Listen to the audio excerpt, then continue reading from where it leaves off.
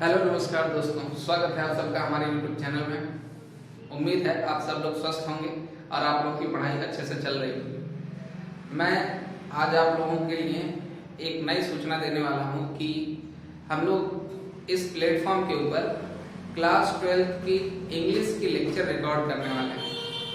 आप सभी लोगों के क्लास 12 के एग्जाम होने में 50 से 60 दिन बचा है और मैंने प्लान किया है एक क्रैश कोर्स जैसा एक प्लान है, समझिए कि इसमें 35 क्लास लगेंगे और 35 क्लास के अंदर आपके सारे के सारे जो ग्रामर वाले पोर्शन है वो कवर हो रहे होंगे। यानी पहले हम लोग स्टार्ट करेंगे ट्रांसलेशन से। ट्रांसलेशन आप सभी जानते हैं कि 10 नंबर का आता है आप लोगों के पेपर में। ट्रांसलेशन आएगा, साथ साथ हम लोग एसे राइटिंग करेंगे, फिर लेटर राइटिंग करेंगे। मतलब जितने भी मैक्सिमम मार्क्स देने वाले क्वेश्चंस आते हैं ना, उन सारे क्वेश्चंस को हम लोग सॉल्व करेंगे। ठीक, तो उसके लिए एक सबसे स्टार्टिंग जो चीज है वो हमें जानना चाहिए टेंस। हम लोग वहां से स्टार्ट करेंगे, क्योंकि टाइम कम है तो नाउन प्रोनाउन एडजेक्टिव यहाँ से स्टार्ट नहीं कर रहे हैं और हम लोग टेंस से स्टार्ट कर रहे हैं। देखिए टेंस यहाँ मैंने लिख रखा है, यहाँ से स्टार्ट करेंगे। और अगर आप लोग बने रहें तो प्लान ये है कि पर डे हम लोग टेंस करेंगे, साथ साथ 10 इडियम्स और फ्रेज लेंगे और 10 वन वर्ड सब्स्टिट्यूट लेंगे। वन वर्ड सब्स्टिट्यूट से आपके पेपर में 3 नंबर के क्वेश्चन पूछे जाते हैं और इडियम और फ्रेजेस से भी 3 नंबर के क्वेश्चन पूछे जाते हैं। तो हम लोग एक साथ सारी चीजें करते चलेंगे, उसमें वोकैब भी आते रहेंगे, साथ साथ आपके सेंटेंसेस। तो अनुवाद करना हम लोग यहाँ करने जा रहे हैं, ट्रांसलेशन, कि भाई हिंदी से इंग्लिश अनुवाद कैसे करें। तो शुरुआत के 3-4 लेक्चर में अनुवाद करेंगे, उसके बाद बाकी चीजें करेंगे। आप लोग बने रहिए, पक्का गारंटी लेता हूँ इस बात की कि अगर आप बने रहे तो जरूर समझ आएगा और बड़ा इंटरेस्टिंग क्लास होने वाला है। 30-35 दिन का एक क्रैश कोर्स की तरह डिजाइन किया इसे, तो आप लोग बने रहिए। आइए शुरू करते हैं, आप लोगों का समय नहीं बर्बाद करते हैं। देखिए हम लोग पहले स्टार्ट करने जा रहे हैं टेंस से, कि टेंस होता क्या है, आया कहाँ से, टेंस का कॉन्सेप्ट क्या होता है। तो देखिए टेंस जो है ना, ये मैं यहाँ लिख लेता हूँ। टेंस टेंस एक लैटिन वर्ड है, लैटिन वर्ड से निकला।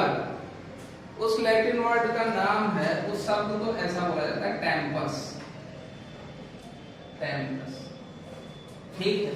टेंस कहां से निकला है? टेंस एक लैटिन वर्ड है जिसको टेम्पस कहते हैं, उस शब्द से निकला हुआ। और टेम्पस का अर्थ क्या होता है? टेम्पस का अर्थ होता है टाइम। टेम्पस का अर्थ होता है टाइम। तो पहली बेसिक बात आपको शायद क्लियर होगी कि टेंस होता क्या है। टेंस एक लैटिन शब्द से निकला हुआ है, इसकी उत्पत्ति एक लैटिन शब्द से होती है जिसका उस शब्द का नाम है टेम्पस, और टेम्पस का अर्थ होता है टाइम। ठीक, अब देखते हैं कि टेंस है क्या। टेंस की ग्रामेटिकल, टेंस जो है वो ग्रामेटिकल कॉन्सेप्ट है, समझ रहे? टेंस क्या है? एक ग्रामेटिकल कॉन्सेप्ट है। मतलब इसमें जगह जगह पर हम लोग ग्रामर का यूज करेंगे। It is a grammatical concept. आगे देखते हैं कि टेंस बताता क्या है। देखिए अगर मैं लिखूं टेंस को तो ये 2 चीजें बताता है। एक बताता है स्टेट ऑफ एन एक्शन, ठीक, और दूसरा क्या बताता है भाई? दूसरा बताता है टाइम ऑफ एन एक्शन। ठीक, देखिए टेंस जो है 2 चीजों के बारे में बात करता है।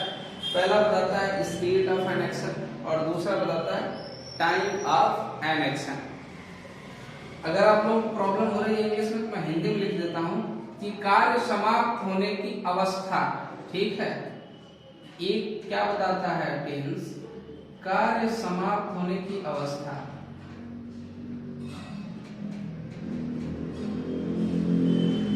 कार्य समाप्त होने की अवस्था। और इस टाइम का मतलब हो जाएगा कार्य समाप्त होने का समय। ठीक, देखिए टेंस को एक्शन वर्ब कहते हैं, वर्ब को एक्शन वर्ब कहते हैं, ऐसा आप जानते हो। ठीक है, यहाँ पे देखिए टेंस के बारे में 3 बातें लिखी बेसिकली, उसको आप थोड़ा सा जान लीजिए, ट्रांसलेशन करना ही हम लोगों को आगे। यहाँ पे देखिए टेंस, टेंस क्या होता है, लैटिन वर्ड से बना है, उस वर्ड का नाम क्या था, टेम्पस। टेम्पस का मतलब होता है टाइम। ठीक, ये क्या है, ये ग्रामेटिकल कॉन्सेप्ट है, मतलब इसमें ग्रामर्स के रूल अप्लाई होंगे। ठीक है, उसके बाद देखिए तीसरा जो पॉइंट है हमारा कि टेंस क्या है, इसके विषय में बताता है। टेंस किसी भी स्टेट ऑफ एक्शन को दर्शाता है, मतलब कि कार्य समाप्त होने की अवस्था, कार्य किस अवस्था में समाप्त हो रही है। और दूसरा टेंस किसको दर्शाता है भाई, टाइम ऑफ एन एक्शन, मतलब कार्य समाप्त होने का समय। ठीक है, तो टेंस हमारा दर्शाता है कार्य समाप्त होने के समय। अब देखते हैं टेंस कितने प्रकार का होता है। हम लोग देखिए एक लेक्चर के अंदर टेंस कितने प्रकार का, जैसे प्रेजेंट टेंस, पास्ट टेंस और फ्यूचर टेंस, टेंस 3 प्रकार के होते हैं और इनके 4 भेद हैं, आपको पता ही है ये चीज।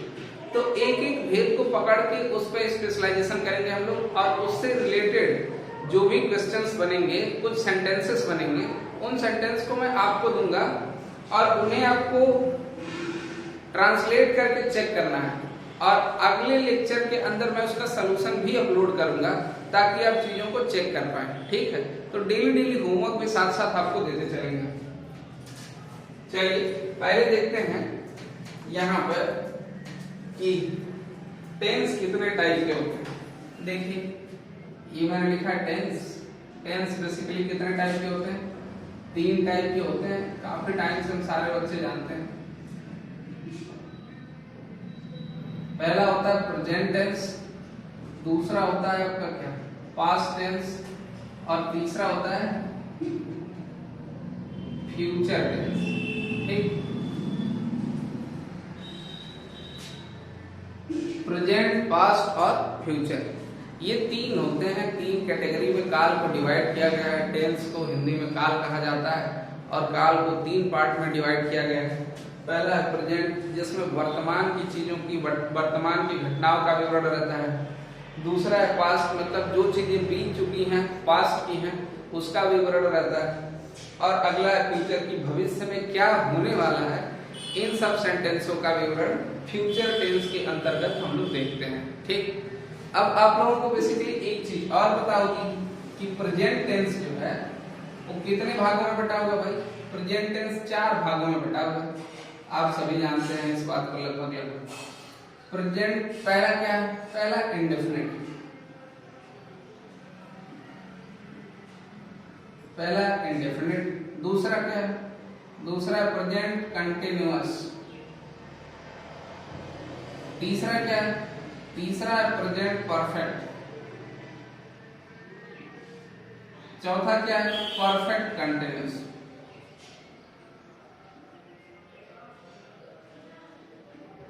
Perfect continuous. ठीक, देखिए प्रेजेंट टेंस को भी 4 भागों में वर्गीकृत किया गया है। पहला है प्रेजेंट इंडेफिनिट टेंस, दूसरा है प्रेजेंट कंटिन्यूअस टेंस, तीसरा है प्रेजेंट परफेक्ट टेंस और चौथा है प्रेजेंट परफेक्ट कंटिन्यूअस टेंस। ठीक, इसमें से एक एक भेद को हम पकड़ेंगे और उस पर कायदे से पूरे डिटेल में डिस्कशन करते हुए चलते हैं। तो आइए देखते हैं पहला स्टार्ट करते हैं हम प्रेजेंट इंडेफिनिट टेंस, और इसमें चीजों को आपको समझाते हैं। ठीक,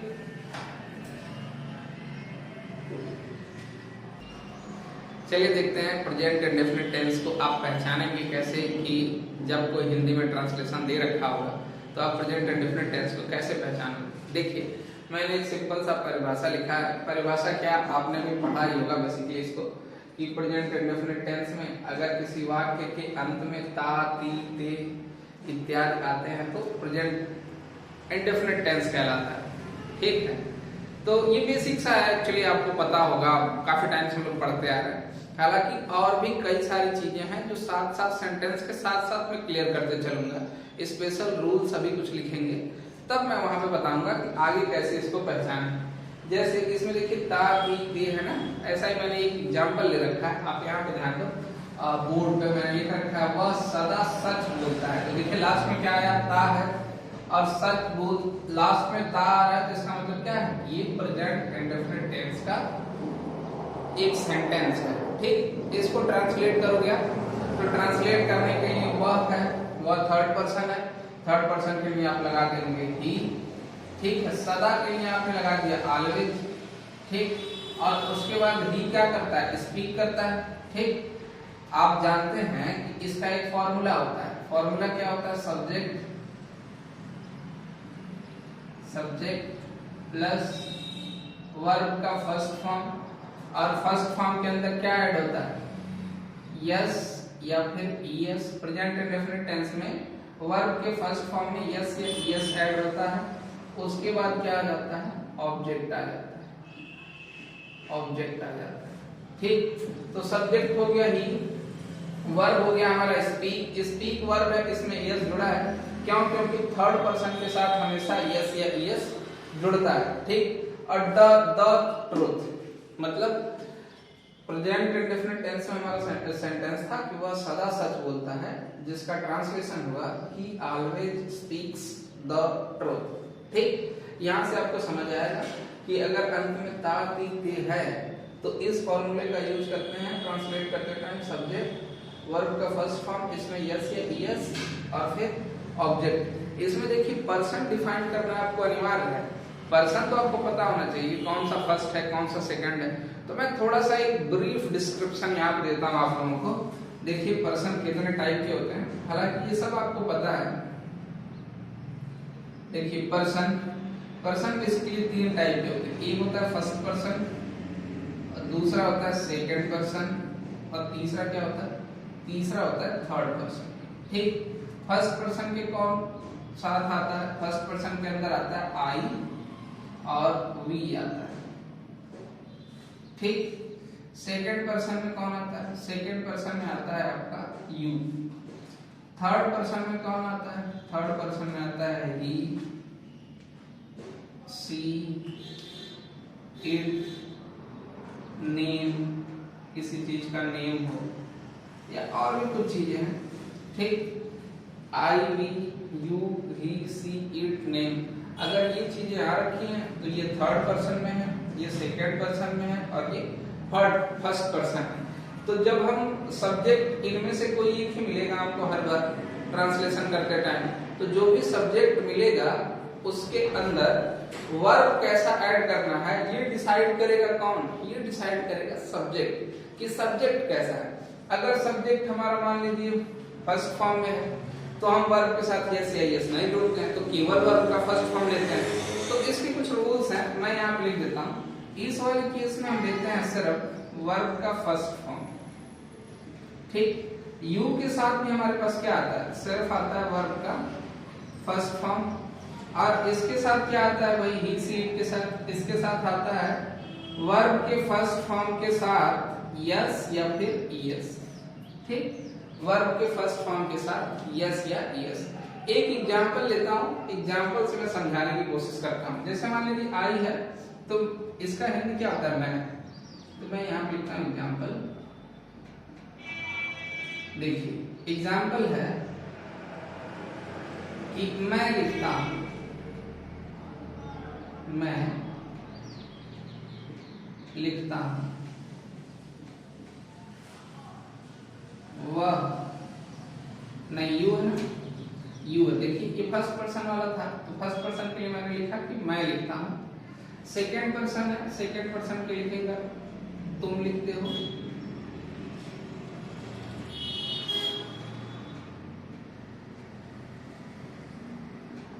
और देखिए थर्ड पर्सन है, थर्ड पर्सन ही, सी, तो मैं यहाँ लिखूंगा कि वह लिखती है, वह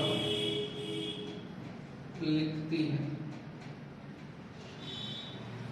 ठीक, वर्ड। देखिए इसमें आप अगर एग्जांपल में देखा ना, तो एग्जांपल में मैंने 3 सेंटेंस लिखा है। पहला क्या लिखा है, मैं लिखता हूँ, दूसरा क्या लिखा है, तुम लिखते हो, तीसरा लिखा है वह लिखता है। मैंने छोटा सेंटेंस लिया क्योंकि यहाँ स्पेस नहीं हो रहा था।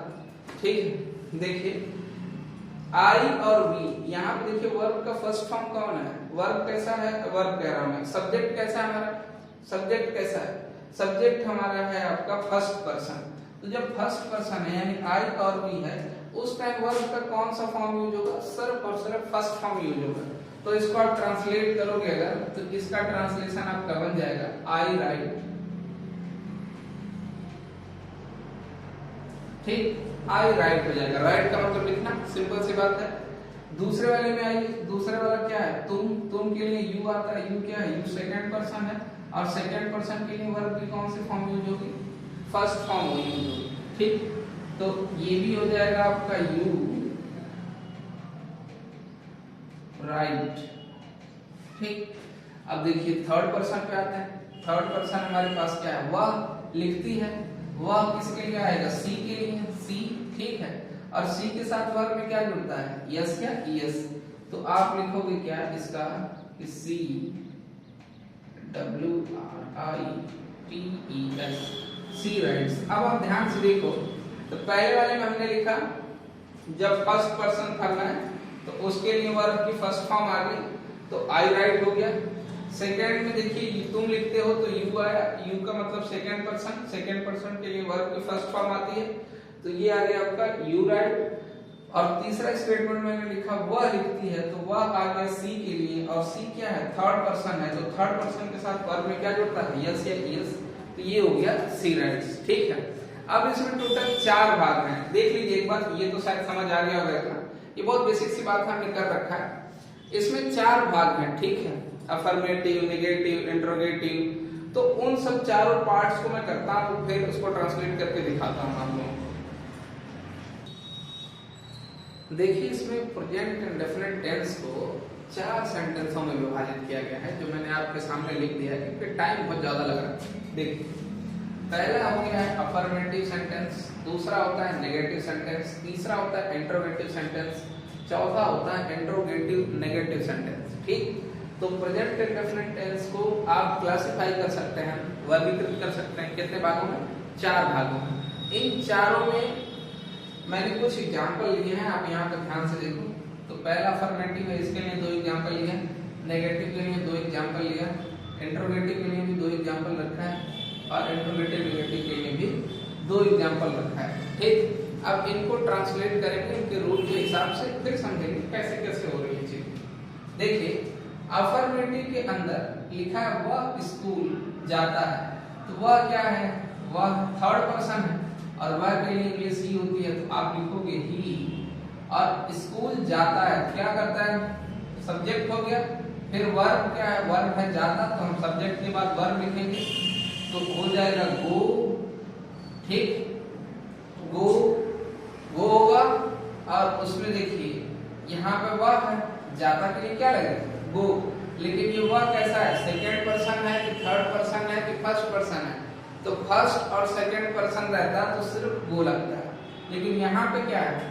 वह है थर्ड पर्सन, तो इसमें ईएस बढ़ जाएगा तो ही गोज टू स्कूल बन जाएगा। स्कूल के लिए स्कूल लिख देते हैं, ही गोज टू स्कूल। ठीक, कोई दिक्कत नहीं। अब अगर इसी को आपको नेगेटिव वे में कन्वर्ट करना है, वह स्कूल नहीं जाता है, तो हमेशा जब भी नॉट आता है तो वर्ब से पहले हम यूज करते हैं डू या फिर डज। डू या डज प्लस नॉट का यूज होता है। ठीक, तो केवल थर्ड पर्सन के साथ हम डज और नॉट का यूज कर सकते हैं और बाकी फर्स्ट और सेकंड दोनों के साथ हम किसका यूज करेंगे? डू नॉट का। यहाँ पे देखिए ही क्या है? ही थर्ड है, तो हम लिख देंगे ही, उसके बाद does not go to school. कोई दिक्कत? He does not go to school. समझ आ रहा है? देखिए आपने वर्ब से पहले प्लेस कर दिया किसको? Does not. किसके पहले लेना है? वर्ब के पहले। देखिए यहाँ पे वर्ब क्या था? गो। गो के पहले हमने प्लेस कर दिया डज नॉट, तो हो गया he does not go to school. अब बढ़ते हैं हम तीसरा सेंटेंस जो कि इंट्रोगेटिव है। इंट्रोगेटिव पूछा है क्या वह स्कूल जाता है, तो क्या के लिए ना सबसे पहले आप इसमें हेल्पिंग वर्ब अगर लगाओगे ना तो देखो वह के लिए हेल्पिंग वर्ब क्या आएगा? डू या डज। तो डज को आप सामने ले लो, आप डज को सामने लिखोगे डज, ये कैपिटल लेटर रहेगा क्योंकि सेंटेंस यहीं से स्टार्ट हो रहा है। डज, उसके बाद वह के लिए क्या लिखा गया, ही। मैं फिर से लिखता हूं, does he go to school, क्या वह स्कूल जाता है, does he go to school. समझ आ रहा है? उसके बाद देखिए वो पूछा क्या वह स्कूल नहीं जाता, मतलब इंट्रोगेटिव है और साथ साथ क्या है, निगेटिव भी लगा रखा है, तो ये इंट्रोगेटिव निगेटिव हो गया। तो इसके लिए आप कह सकते हो कि डज के बाद देखिए ही है ना, तो इसके बाद अब चूंकि हम जब पहले निकालते हैं तो नॉट इसके बाद लगता है वर्ब की, तो ये हो जाएगा does he not go to school. ठीक, कोई दिक्कत नहीं, कोई दिक्कत नहीं। देखिए हम अफर्मेटिव का एक सेंटेंस पकड़ें, इसको बदल लीजिए किसमें, ही गोज टू स्कूल, उसके बाद वह स्कूल नहीं जाती है, he does not go to school. Does not क्यों आ गया, क्योंकि नॉट वाला वर्ड है, इसके साथ डू नॉट या डज नॉट आता है नेगेटिव में हमेशा। तो चूंकि यहाँ पर वह क्या है, वह सिंगुलर है, तो सिंगुलर के लिए हमेशा या फिर थर्ड पर्सन के लिए हमेशा क्या लगता है, डज नॉट। ठीक, उसके बाद देखिए इंट्रोगेटिव है, इंट्रोगेटिव में उसने बोला क्या वह स्कूल जाती है, तो आप सिर्फ इसको क्या करना, हेल्पिंग वर्ब को सिर्फ आगे पकड़ के रख देना। तो इसके लिए हेल्पिंग वर्ब था डज, डज को आगे कर दिया आपने, does he go to school. उसके बाद देखिए क्या वह स्कूल नहीं जाता है, does he not go to school. ठीक, शायद आपको समझ आ रहा है। और अब अगले सेंटेंस को करते हैं, थोड़ा सा और क्लियरिटी आ जाएगी इसमें। देखिए वे हॉकी खेलते हैं, तो वे के लिए हम क्या वर्ड यूज करेंगे, वे के लिए हम वर्ड यूज करेंगे दे। आप मुझे बताइए फर्स्ट पर्सन है, सेकंड या थर्ड, तो चूंकि ये प्लूरल है, ठीक, ये थर्ड में आता है लेकिन ये प्लूरल है, वी का प्लूरल दे होता है, सॉरी आई का प्लूरल तो वी होता है, और ढेर सारे लोग जब इकट्ठा होते हैं उनका प्लूरल दे बनता है। तो दे के लिए हम कौन सा वर्ड, क्या यस या यस जोड़ेंगे, नहीं जोड़ेंगे, तो बन जाएगा दे प्ले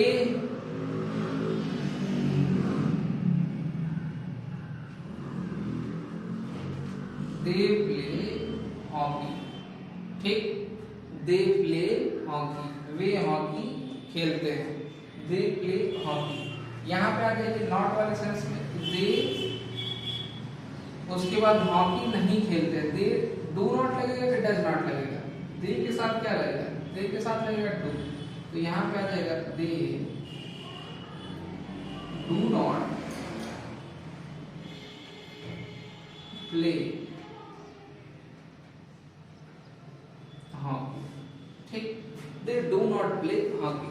अब आगे आ जाते हैं, क्या वे हॉकी खेलते हैं, इंट्रोगेटिव सेंस में, क्या वे हॉकी खेलते हैं, तो सिर्फ इस डू को सामने कर दीजिए आप और नॉट को स्किप कर दीजिए, डू को सामने कर दीजिए, दे बन जाएगा do they play hockey, do they play hockey. समझ रहे हैं?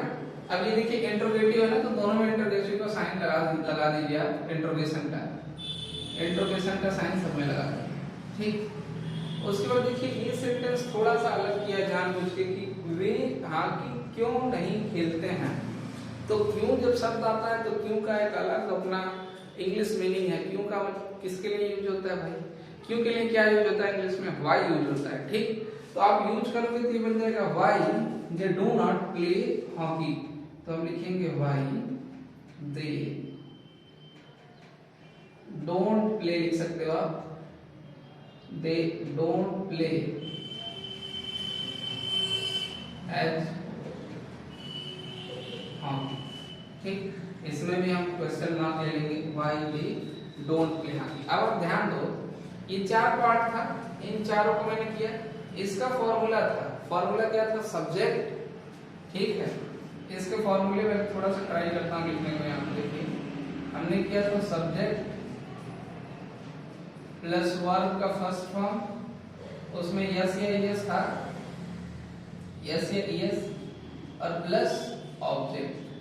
ठीक, इसमें क्या आएगा, इसमें आएगा आपका subject plus do does plus not plus verb का फर्स्ट फॉर्म फिर प्लस ऑब्जेक्ट। ठीक, इसमें क्या आएगा देखिए, इस वाले में आएगा आपका सबसे पहले इंट्रोगेटिव वर्ब या फिर हेल्पिंग वर्ब से कह सकते हैं, हेल्पिंग वर्ब, उसके बाद प्लस आ जाएगा सब्जेक्ट प्लस वर्ब का फर्स्ट फॉर्म प्लस ऑब्जेक्ट, उसके बाद बनेगा आपका ऑब्जेक्ट। ठीक, इसमें आप देखो इसमें दो टाइप से बढ़ जाता है कि अगर मान लीजिए क्वेश्चन मार्क वाले वर्ड से स्टार्ट हुआ है, जैसे सेंटेंस के अंदर क्वेश्चन मार्क जैसे दूसरा वाला है तो पहले वाई आता है, फिर उसके बाद मतलब क्वेश्चन मार्क्स वाले वर्ड आ जाते हैं, उसके बाद सब्जेक्ट आ जाता है, फिर हेल्पिंग वर्ब आता है, फिर ऑब्जेक्ट आ जाता है। जैसे इसके लिए अगर मुझे फॉर्मूला लिखना लगे ऐसे वाले सेंटेंसेस के लिए तो हम क्या लिखेंगे, सबसे पहले हम लिखेंगे क्वेश्चन वाले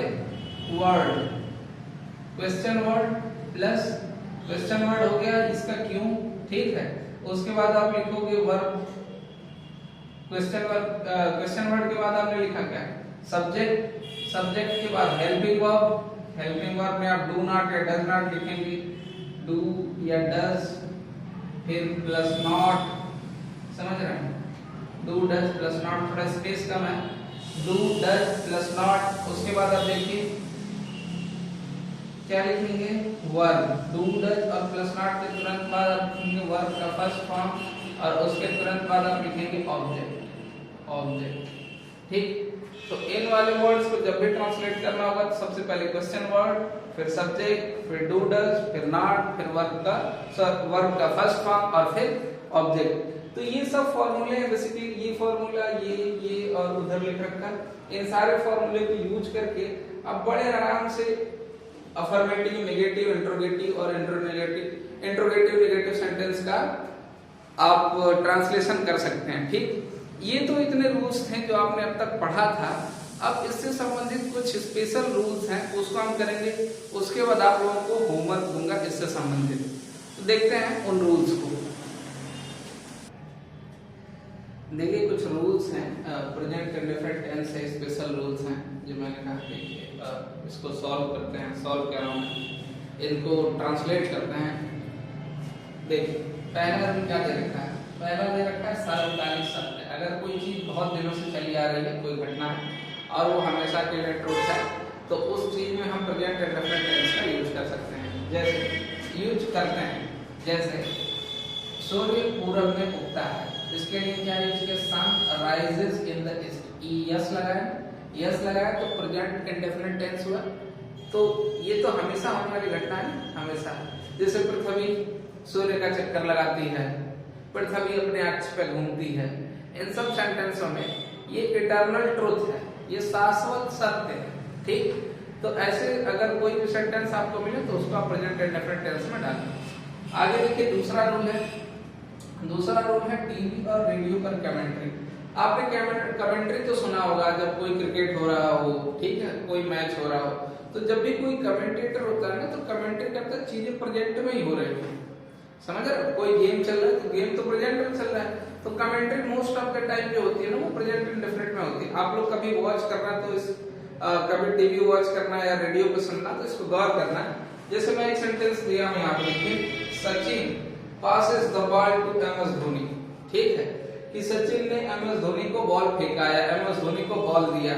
तो ऐसा खेल के टाइम बार बार होता है कि जब बैट्समैन हिट करता है बॉल को तो किसी के पास जाती है और वो उसे कैच करने के बाद दूसरे के पास पास करता है। ठीक, तो इस केस में हमने क्या किया, देखिए पासेस यूज किया, ये यस जोड़ा है ना, सचिन चूंकि सिंगुलर है, थर्ड पर्सन है, तो इसके लिए क्या लगेगा, यस या यस में से कौन सा ऐड होगा, यस ये ऐड हो जाएगा यहाँ पर, क्योंकि पास तो था ही और पासेस कर दिए, यस ऐड कर। ठीक, तो कभी भी रेडियो और टीवी और रेडियो पर कमेंट्री आ रही हो उस केस में हम यूज करेंगे प्रेजेंट इंडेफिनिट टेंस। आगे देखिए न्यूज़पेपर की हेडलाइंस, जैसे मान लीजिए कोई न्यूज़पेपर की हेडलाइंस निकलती है, मोस्ट ऑफ द टाइम अगर आप देखोगे ना तो प्रेजेंट इंडेफिनिट टेंस में मिलेगी। जैसे क्रिकेट मैच ड्रॉज, है ना, ड्रॉ नहीं लिखा है, क्रिकेट मैच ड्रॉज। ऐसे देखिए प्लान्ड फ्यूचर एक्शन के लिए, मतलब कोई फ्यूचर एक्शन है लेकिन प्लान्ड है। जैसे हम लोगों को यहाँ पे मैं जो सेंटेंस में पहले उसको बता देता हूँ। जैसे देखिए लिखा है our school opens in the month of July, ठीक है, अभी जुलाई दूर है, अभी जुलाई दूर है, लेकिन प्लान तो है ना, क्योंकि जुलाई से नया कैरिकुलम स्टार्ट हो जाता है। तो हम लोग बोलते हैं छुट्टी के बाद जब स्कूल ओपन होता है कि आवर स्कूल्स, और कब ओपन हो रहे हैं, जुलाई, तो उस केस में हम लिखते हैं our school opens in the month of July. ठीक है, ऐसे जैसे बोलना हो कि प्रधानमंत्री अगले 10 तारीख को, आज मान लीजिए कोई भी डेट हो, तो उससे अगले शुक्रवार को या अगले सोमवार को जाने वाले हैं कहीं, और उनका जो ट्रेवल का टाइम है वो फिक्स्ड है और जो डेस्टिनेशन है वो भी फिक्स्ड है, तो आप उसको बता सकते हैं कि प्रधानमंत्री अगले रविवार को अमेरिका जा रहे हैं। इस सेंटेंस में आपको प्रेजेंट इंडेफिनिट टेंस यूज करना है। ठीक, आगे देखिए कंडीशनल सेंटेंस। जब भी कंडीशनल सेंटेंस आ जाते हैं, इस केस में 2 सेंटेंस होते हैं एक्चुअली। देखिए यहाँ लिखा है we shall wait till she arrive. ठीक है, हमें उसका इंतजार करना चाहिए कब तक, जब तक कि वो आ नहीं जाती। ठीक है, तो आएगी तो फ्यूचर में, लेकिन फिर भी क्या लिखा है, शी अराइव्स। ठीक है, जब तक कि वो आ नहीं जाती। तो इस तरह कंडीशनल सेंटेंस जब आ रहा हो तब भी आपको प्रेजेंट इंडेफिनिट टेंस के रूल को फॉलो करना है। कंडीशनल सेंटेंस क्या होता है, इस पे एक अलग सेपरेट वीडियो बनाऊंगा, क्योंकि ये कंपटीशन के लिए भी बहुत इंपॉर्टेंट होता है और वैसे भी। अब हम लोगों के पास हम लोगों ने देख लिए है सारे रूल प्रेजेंट इंडेफिनिट से संबंधित कि बेसिकली कितने पार्ट में डिवाइड होता है। ठीक, और उसके क्या क्या रूल है, सबके एग्जांपल्स देके मैंने समझाया है। आप उन सब चीजों को एक बार देखिए, और देखने के बाद अब मैं कुछ वर्क दे रहा हूँ जिसे आप खुद ट्रांसलेट करेंगे। एक्चुअली हम लोगों के ना जो क्लास 12 के पेपर में आने वाला है वो एक सेंटेंस नहीं आता है, एक स्टोरी आती है, और स्टोरी को हम कन्वर्ट करते हैं। ठीक, तो मैं एक स्टोरी दे रहा हूँ आप लोगों को जो कि प्रेजेंट इंडेफिनिट टेंस के ऊपर ही पूरी तरह बेस्ड है। ठीक, उस स्टोरी को आप ट्रांसलेट करिए इंग्लिश में, और ट्रांसलेट करने के बाद अगली वीडियो जब मैं डालूंगा तो अगली वीडियो में इस जो अभी आप लोगों को वर्क देने जा रहा हूँ इसका सोल्यूशन डालूंगा, तो वहां पे आप चेक कर लीजिएगा। ठीक, और आज हम उस काम को देते हैं। देखिए दोस्तों, प्रेजेंट इंडेफिनिट टेंस के सारे दोस्त हम लोग पढ़ चुके हैं, और पढ़ने के बाद मैंने एक स्टोरी उस पर देखिए यहाँ पे लिख रखी है बोर्ड के ऊपर, आप सभी लोग स्क्रीनशॉट ले लीजिए। इसका एक स्टोरी दे रखी है based on present indefinite tense. ये सारे जो सेंटेंस दे रखे हैं सब के सब आपके प्रेजेंट इंडेफिनिट टेंस के ही हैं। ठीक, तो इन सब के सब सेंटेंसेस को आपको इंग्लिश में ट्रांसलेट करना है। ठीक, और ट्रांसलेट करने के बाद आप चेक कैसे करेंगे कि आपने सही बनाया कि गलत बनाया। तो अगली वीडियो जो आएगी ना, तो सबसे पहले उस अगली वीडियो में मैं इसका इसी तरह जैसे यहाँ मैंने एक साथ लिख के दे दिया आपको सारा स्टोरी, ऐसे इनके इंग्लिश में ट्रांसलेट करके यहाँ लिख दूंगा, और आप अपनी चीजों को मैच कर लीजिएगा। या फिर जो बच्चे हमारे नियर बाई में रहते हैं, एबी कोचिंग सेंटर के आसपास रहते हैं, हमारा इंस्टीट्यूट है, उस इंस्टीट्यूट पे आके आप ऑफलाइन क्लास में भी चेक करा सकते हैं, और उससे रिलेटेड कोई समस्या हो रही हो आपको तो आप कोचिंग सेंटर पे आइए, और कोई दिक्कत होगी तो मैं उस चीज को भी क्लियर करूंगा। ठीक, और एक काम और साथ साथ हम लोगों को करना है कि जब सेंटेंस कवर हो रहे हैं तो इसी के साथ साथ हमें पार्ट ऑफ स्पीच, तो खैर अभी टाइम नहीं बचा है उतना करने के लिए, लेकिन जो 3-3 नंबर के 2 चीज आते हैं, एक वन वर्ड सब्स्टिट्यूट आता है और एक इडियम एंड फ्रेजेस आते हैं। ठीक, तो वन वर्ड सब्स्टिट्यूट और इडियम फ्रेजेस डेली के डेली हम लोग 10-10 करके करेंगे। ठीक, ताकि 35 दिन की क्लास टोटल बनाने वाला हूं मैं, तो 35 डेज के अंदर आप करोगे तो अच्छे खासे वर्ड्स आपको याद हो जाएंगे, जो आपको वोकैब के अंदर सिनोनिम एंटोनिम में भी काम आएंगे, और वन वर्ड सब्स्टिट्यूट तो वो खुद ही रहेंगे, और इडियम्स फ्रेजेस भी हो रहेंगे। ठीक, तो हम लोग आज के सेशन में बस इतना ही रखते हैं, लेकिन कल से जो अगली सेशन बनेगी उसके अंदर 10 वन वर्ड सब्स्टिट्यूट होंगे और 10 इडियम फ्रेज होगा, जो डेली आपको याद करना होगा, और डेली का डेली आपको इस तरह एक स्टोरी दी जाएगी जो आप खुद ट्रांसलेट करेंगे। तब तक के लिए धन्यवाद, और वीडियो को ज्यादा से ज्यादा लाइक करिए, शेयर करिए और सब्सक्राइब करिए। मिलते हैं नेक्स्ट वीडियो में। Thank you very much.